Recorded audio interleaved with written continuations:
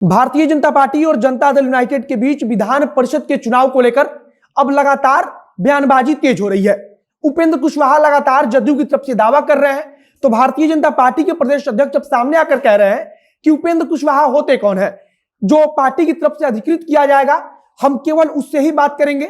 उपेंद्र कुशवाहा चाहे कुछ भी बयान दे दें, उनके कहने का कोई मतलब निकलता ही नहीं है। मतलब कि भारतीय जनता पार्टी उपेंद्र कुशवाहा के बयानों से कोई मतलब रखते ही नहीं है, चाहे उपेंद्र कुशवाहा जो कुछ भी बोले। अब नमस्कार, मेरा नाम है मोहित कुमार सिंह और आप जनता जंक्शन देख रहे हैं। Vidya Vihar Residential School, Paroda, Purnia. Proud to have mentored UPSC 2020 topper Shubham Kumar. Alumni include top professionals in various fields, 25 glorious years of world-class service to the society, a fully equipped, caring, home away from home for your kids determined to succeed in life. A co-ed residential school affiliated to CBSE. Admission open in classes 4 to 9 and 11. Contact 8448448720. पिछले कुछ समय से अगर आप गौर करेंगे तो उपेंद्र कुशवाहा और Bharatiya Janata party के नेता एक दूसरे पर हमला हो रहे हैं। उपेंद्र कुशवाहा लगातार जातीय जनगणना को लेकर भारतीय जनता पार्टी पर हमला हो रहे हैं, तो भारतीय जनता पार्टी के नेता उपेंद्र कुशवाहा को विशेष तौर पर टारगेट कर रहे हैं। अब उपेंद्र कुशवाहा लगातार विधान परिषद के जो आगामी चुनाव होना है उसको लेकर बोल रहे हैं और बार बार कह रहे हैं कि जदयू और भारतीय जनता पार्टी के बीच आधे आधे सीटों पर बंटवारा होगा। यानी कि उपेंद्र कुशवाहा का गणित है कि 24 सीट पर चुनाव लड़ना है तो 12 सीट पर भारतीय जनता पार्टी लड़ेगी, 12 सीट पर जनता दल यूनाइटेड लड़ेगी।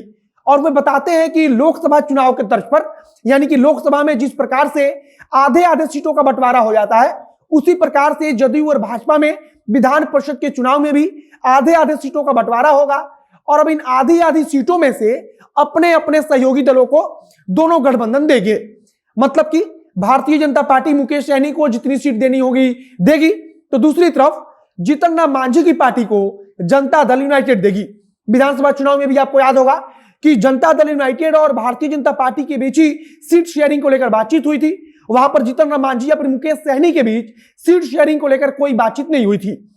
जब जदयू और भाजपा में सीट शेयरिंग हो गई, उसके बाद से भारतीय जनता पार्टी ने अपने कोटे से जो सीट मुकेश सहनी को देनी थी उसे दिया गया। इसके अलावा जदयू ने अपने कोटे से जीतन राम मांझी को सीट दी। अब उसी फॉर्मूले के आधार पर उपेंद्र कुशवाहा के अनुसार विधान परिषद का चुनाव भी लड़ा जाएगा और इसी आधार पर सीट को बांटा जाएगा। लेकिन भारतीय जनता पार्टी के प्रदेश अध्यक्ष संजय जायसवाल का कहना है कि उपेंद्र कुशवाहा के बयानों का कोई मतलब ही नहीं है। वे चाहे जो कुछ भी बोले, हम उनकी बातों को नहीं सुनेंगे।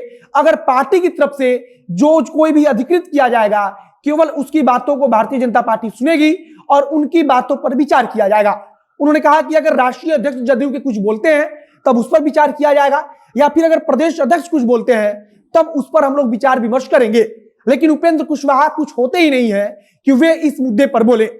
संजय जायसवाल ने कहा कि उपेंद्र कुशवाहा के बोलने का कोई मतलब ही नहीं है, चाहे वो जो कुछ भी बोले, लेकिन भारतीय जनता पार्टी सिर्फ राष्ट्रीय अध्यक्ष या प्रदेश अध्यक्ष की बात को सुनेगी और वे जैसा कहेंगे, उनके तरफ से जो कुछ भी कहा जाएगा उसके हिसाब से भारतीय जनता पार्टी विचार करेगी और उनसे बातचीत करेगी। अगर हम विधान परिषद की सीटों की बात करें तो 24 विधान परिषद की सीटों पर चुनाव होना है, जिसमें से 13 सीट मौजूदा समय में भारतीय जनता पार्टी के पास है और भारतीय जनता पार्टी की कोशिश होगी कि इसमें से एक भी सीट उसके हाथ से निकले ना, यानी कि कम से कम 13 सीट पर वो दावा करेगी। तो दूसरी तरफ जदयू लगातार दबाव बढ़ाने के लिए भारतीय जनता पार्टी के सामने आधे आधे सीटों का प्रस्ताव रख रही है। यानी कि जदयू चाहती है कि 12 सीट भारतीय जनता पार्टी ले और 12 सीट जदयू ले, और इसके बाद से उन्हें जितनी सीट अपने सहयोगी दलों को देनी है उस हिसाब से बांटा जाए और फिर चुनाव लड़ा जाए। लेकिन भारतीय जनता पार्टी जानती है कि अगर एक या दो सीट भी उसके पाले से बाहर जाएगा तो फिर उस सीट से पिछली बार जो विधायक या विधान परिषद सदस्य चुनकर विधान परिषद में पहुंचे थे वे बगावत करेंगे और फिर इसका खामियाजा भारतीय जनता पार्टी को भविष्य में उठाना पड़ेगा। फिलहाल इसी मुद्दे को लेकर भारतीय जनता पार्टी और जदयू आमने सामने है। जदयू की तरफ से लगातार उपेंद्र कुशवाहा बयान दे रहे हैं, लेकिन भारतीय जनता पार्टी का कहना है कि उपेंद्र कुशवाहा इस मुद्दे पर बोलने के लिए कोई भी नहीं होते हैं, हम उनकी बातों को नहीं सुनेंगे। अगर कोई अधिकृत व्यक्ति बोलेगा तो उसकी बातों पर ही विचार विमर्श किया जाएगा। फिलहाल विधान परिषद के चुनाव को लेकर अगर आगे कुछ अन्य जानकारी आएगी तो उसे हम आप तक पहुंचाएंगे। लेकिन एनडीए में फिलहाल खबर यही है कि जदयू ने भाजपा के सामने शर्त रखी है कि 12-12 सीटों पर दोनों दल चुनाव लड़ेंगे। बाकी वीडियो अब यहीं पर समाप्त करते हैं। वीडियो को शेयर कीजिएगा, अगर फेसबुक पर देख रहे हैं तो पेज को लाइक कर लीजिए, और अगर यूट्यूब पर देख रहे हैं चैनल को सब्सक्राइब कीजिए। मिलते हैं फिर बहुत जल्द अगले वीडियो में। कैमरे के पीछे खड़े ओम प्रकाश और मैं मोहित कुमार सिंह। बहुत बहुत धन्यवाद।